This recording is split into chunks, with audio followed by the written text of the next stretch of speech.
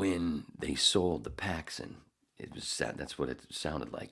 They had this. That Paxson brought this fucking dude in. I'm just gonna call him TK. One of the biggest douchebags on the fucking planet. That guy actually sat there, and seriously said to us that there were only, what did he say, 10, 5 or 10 people on the planet that played the guitar better than him. And we're all like, yeah, that's funny. He's fucking serious. He's fucking serious. He was serious. Douchebag. Neil Rogers used to make fun of his hat and say, well, when he takes his hat off, you can see it move it by itself.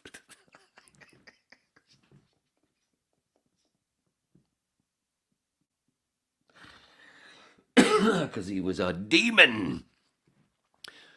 But Alex talking to his employees about this one dude who come in and fucked shit up like it's on purpose. It sounded like this guy came in and just like constantly was cutting the fucking balls off the Ron and Ron show, but not putting anything back. And that's what Bennington used to bitch about. All of them, everybody used to bitch about. It's like they keep telling us we can't do this anymore, but then they don't give us, hey, why don't you do this instead? They don't even give us that, even though we'd probably piss on it because it would most likely be shit anyway. But just kept cutting the balls off the show until finally they realized, oops, it's going to be gone once they sold the Clear Channel. Clear Channel killed it.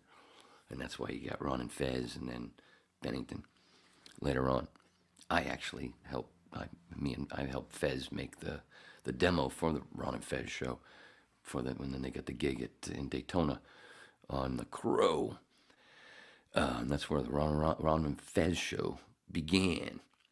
But that TK guy just coming in constantly, he would say that kind of shit. Bennington had a little code for me to where like I'm facing in, but as I'm facing through a window at the board and the phones, then the network board, and then which was kind of like at Premiere where it's all here, but then you have all the affiliates have their own boards wherever in all the states and everything. The Ron Ron show had at one point the highest, I think 16 affiliates, but when I was with the show, it was down to 13. So I was on half the show. I was at the network board. It was a couple of us that took turns, but it was mostly me and answering the phones right there at the network board. And but when I was there, I was looking through in my own little closet, basically, and then I'd be looking through glass, and Bennington and Hayes would be facing this way, and Fezzi would be on the board in there playing shit, and so they'd be facing each other. So that's how I'd be seeing them. They were really facing each other inside the other room, like that, and I'd be seeing them in the glass, and they'd look this way towards me, or whatever. Anyway, whenever TK came in during the show was on from 6 to 10 a.m., he'd usually stroll in somewhere around a little bit after 9 or before 9, and I didn't want him in the studio. So if he did show up, we'd know he'd there, and I could see him, through the glass. If he was in there, I'd get this little thing from Benny, like this. He'd look in and do this to me, and I'd fucking call that guy's fucking cell phone. And as soon as it started ringing, he'd leave the fucking room. But I'd star 67 beforehand. He'd leave the room, and then Benny'd go through the glass. He'd kiss me through the glass. Sort of, kind of, maybe. But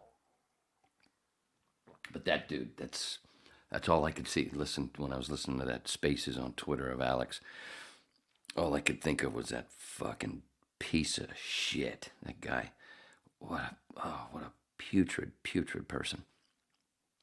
There's only a few people in the world that played guitar better than me. And you doing what you do for Paxson Communications, why aren't you out there? Why isn't Eric Clapton opening for you, you fucking turd, you walking, talking rectum? Oh, I want.